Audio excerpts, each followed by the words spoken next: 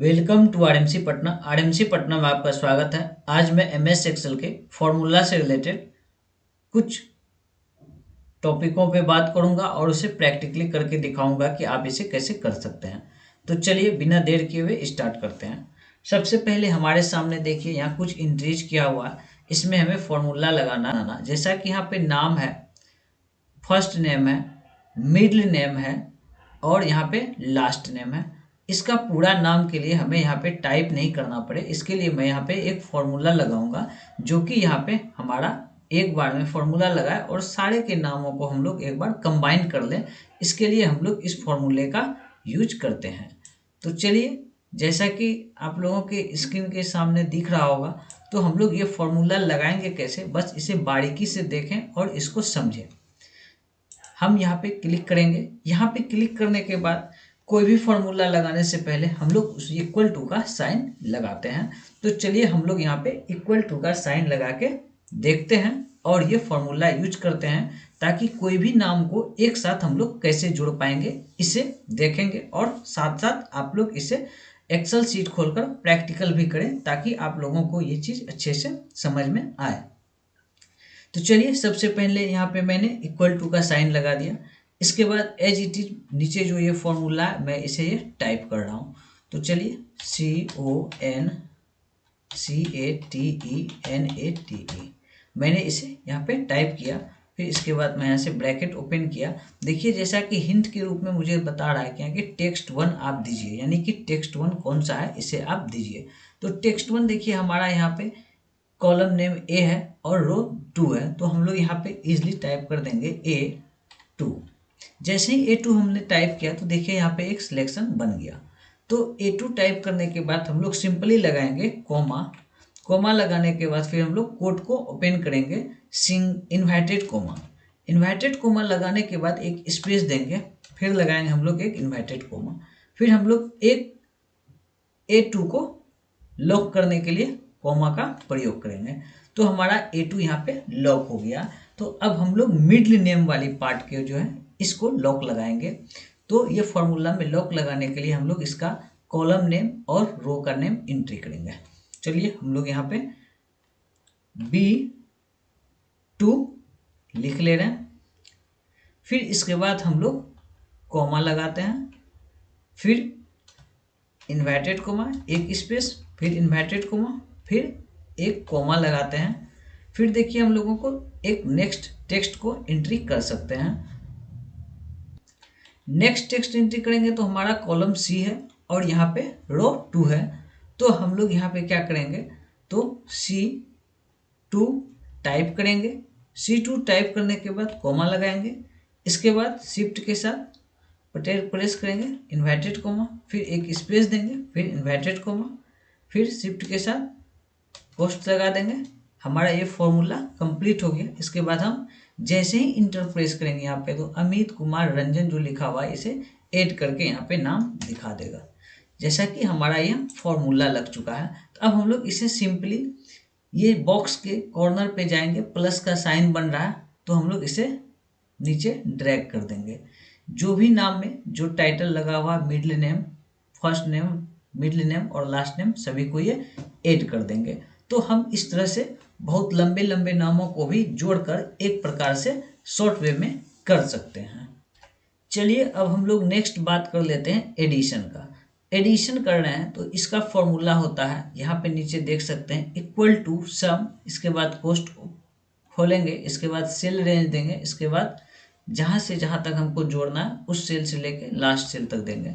तो इसके लिए हम लोग पहले यहाँ पे इक्वल टू का साइन लगाएंगे। इसके बाद हम लोग यहाँ पे या तो सम लिखेंगे, इसके बाद मैं इसे दो तरीके से बताऊंगा। सम लिखा, फिर इसके बाद सेल रेंज देना है। तो सेल क्या है, हमारा कॉलम ई है, रो क्या है, 2 है, तो हम लोग यहाँ पे E2 लिखेंगे। इसके बाद कॉलन दबाएंगे, कहाँ तक जोड़ना है, एस तक, तो S2 लगाएंगे, फिर कोष्ट को बंद करेंगे, फिर इंटर प्रेस करेंगे। तो हमारा यहाँ पे एडिशन का फॉर्मूला लग जाएगा। फिर सिंपली हम लोग इसे ड्रैग कर सकते हैं। तो ये हमारा इस प्रकार यहाँ पे फॉर्मूला लग जा रहा है। तो ये तो हो गया एक प्रकार। अब बिना सम लगाए हुए हम लोग कैसे कर सकते हैं, इसकी भी तरीके को मैं समझा देता हूँ। इक्वल टू लगाएंगे, ठीक है। फिर हम लोग यहाँ से एक सेल रेंज लेंगे, फिर सिंपली प्लस का साइन लगाएंगे, फिर सेल रेंज लेंगे, फिर सिंपल प्लस का साइन लगाएंगे, फिर सेल रेंज लेंगे, फिर प्लस का साइन लगाएंगे, फिर सेल रेंज लेंगे। इस तरह से सेल रेंज हो गया तो हम लोग यहाँ पे इंटर प्रेस कर देंगे। तो हम लोग इस प्रकार भी एडिशन कर सकते हैं। लेकिन हम लोग सम की फॉर्मूला अगर याद है हम लोगों को तो हम लोग अपना फॉर्मूला से भी इसे यूज कर सकते हैं। तो चलिए ये तो हमारा हो गया एक नाम को पूरा करने के लिए और एक एडिशन का। तो अब नेक्स्ट हम लोग बात करते हैं सब्सट्रैक्ट यानी कि घटाव के बारे में। तो चलिए हम लोग घटाव के बारे में कैसे काम करेंगे उसके बारे में हम लोग जानते हैं। तो सब्सट्रैक्ट मान लीजिए हम लोगों को घटाना है, मान लिया जाए मैथ, इंग्लिश, साइंस में से हिंदी को घटाना है। तो हम लोग यहाँ पे कैसे करेंगे या एक से दूसरे सब्जेक्ट में कैसे घटाएंगे। तो हम लोग इक्वल टू का साइन लगाएंगे यानी कि सेल रेंज देंगे, ठीक है। अगर घटाना है 3 सेल से चौथे सेल को तो हम लोग जनरली प्लस साइन लेगा, इस सेल को प्लस कर लिए, फिर प्लस लगाए, इस सेल को प्लस कर लिए। अब हमें हिंदी सब्जेक्ट की मार्क्स घटाने हैं तो हम लोग माइनस का साइन लगाएंगे और इस सेल को क्लिक करेंगे, इसके बाद सिंपली इंटर कर देंगे। तो हमारा मैथ, इंग्लिश, साइंस तीनों को जोड़ के हिंदी वाले सब्जेक्ट का मार्क्स घटा दिया गया। हम लोग इसे सिंपली ड्रैग कर लेंगे तो हमारा ये सब्सट्रैक्शन का भी फॉर्मूला यहाँ पे लग जाएगा। तो चलिए नेक्स्ट बात कर लेते हैं हम लोग मल्टीप्लिकेशन यानी कि गुना की। गुना करना है तो हम लोग किसी भी मार्क्स का किसी के साथ गुना करते हैं तो हम लोग सिंपली इक्वल टू प्रेस करेंगे, एक सेल रेंज लिए। इसके बाद मान लीजिए गुना करना है तो हम लोग स्ट्रिक्ट का साइन का प्रयोग करेंगे। मान लिया जाए हम लोग इससे मैथ को साइन से गुना करना है, फिर इसके बाद मैंने यहाँ पे इंटर प्रेस कर दिया तो यहाँ पे ये मल्टीप्लिकेशन का फॉर्म यूज हो गया।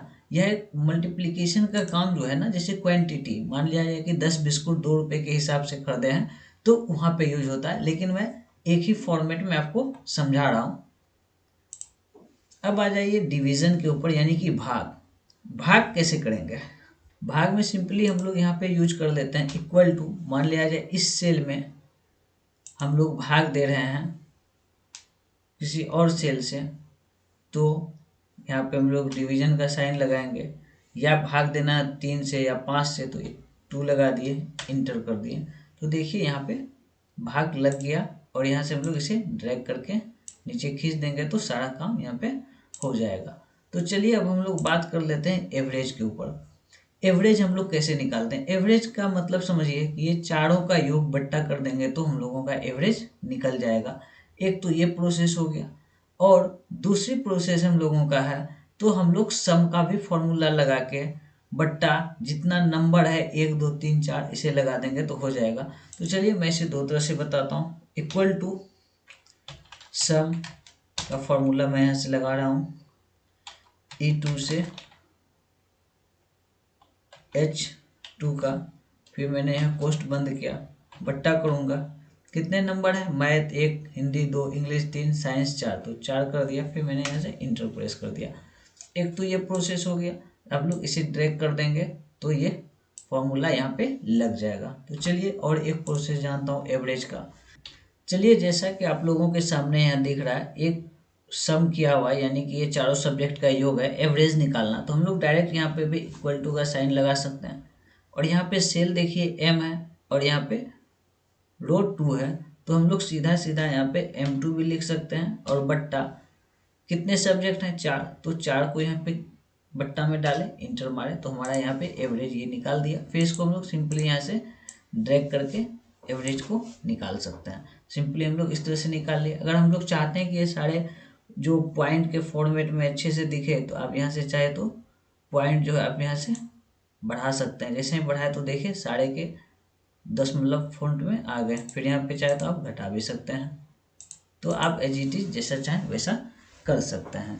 तो चलिए अब हम लोग नेक्स्ट बात कर लेते हैं मैक्सिमम की, यानी कि मैक्सिमम यानी कि इन चारों सब्जेक्ट में से कौन से सब्जेक्ट में अधिक मार्क्स आया इसका फॉर्मूला हम लोग यहाँ पे लगाएंगे। तो मैक्सिमम का फॉर्मूला कैसे लगाएंगे, तो चलिए मैं मैक्सिमम का फॉर्मूला लगा के दिखाता हूँ। इक्वल टू टाइप करेंगे, इसके बाद लिखेंगे MAX, छोटी कोष्ट ओपन करेंगे। इसके बाद आप तो चाहे तो यहाँ से सेल रेंज टाइप करें या माउस से क्लिक कर लें और इसके बाद कोष्ट को बंद करें, इंटर प्रेस कर दें तो मैक्सिमम का फॉर्मूला यहाँ पे आपका यूज हो जाएगा। तो चलिए इस प्रकार हम लोग मैक्सिमम के बाद फॉर्मूला लगाते हैं मिनिमम का। मिनिमम में भी एज इक्वल टू, इसके बाद MIN लिखेंगे, पोस्ट ओपन करेंगे, इसके बाद कौन से सब्जेक्ट में मिनिमम है, फिर इसके बाद पोस्ट बंद करेंगे, इंटर दबाएंगे। तो जिसका सब्जेक्ट में कम मार्क्स है वह यहाँ पे शो करेगा, फिर से हम लोग यहाँ से ड्रैग कर देंगे तो ये मार्क्स यहाँ पे दिखेगा। तो चलिए नेक्स्ट बात कर लेते हैं हम लोग अब परसेंटेज के। चलिए परसेंटेज कैसे निकालेंगे इसके बारे में जानते हैं। इसके भी दो प्रोसेस होते हैं परसेंटेज निकालने के। चलिए मैं हम लोग पहले परसेंटेज के ऊपर बात कर लेते हैं। एक तो फॉर्मूला होता है सम का, आप यहाँ पे सम लगा दोगे। सम का फॉर्मूला जो है यहाँ से यहाँ तक मैंने इसको जोड़ दिया, फिर कोष्ट बंद किया, ठीक है। फिर इसके बाद बट्टा का साइन लगाएंगे और ध्यान रखेंगे कि यहाँ पे फुल मार्क्स 100 के थे तो 4 सब्जेक्ट में 400 होगा, तो यहाँ पे आप 400 यहाँ पे टाइप कर देंगे।